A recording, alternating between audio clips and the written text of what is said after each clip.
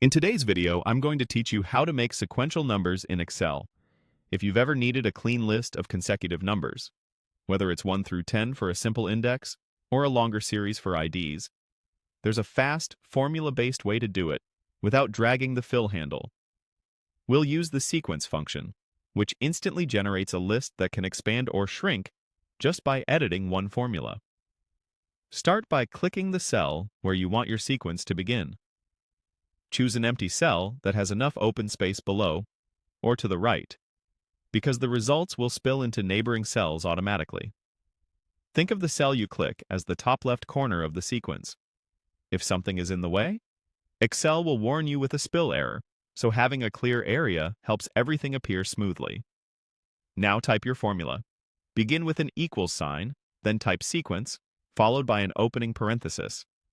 Inside the parentheses, tell Excel how large the sequence should be.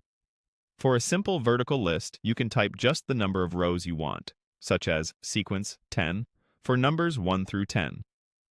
If you'd like more control, you can include up to 4 arguments in this order: rows, columns, start, and step. For example, sequence 10, 1, 1, 1 gives you 10 rows, 1 column, starting at 1 and increasing by 1. You could switch it up to start at a different number, step by 5s, or even create multiple columns by changing the column's value.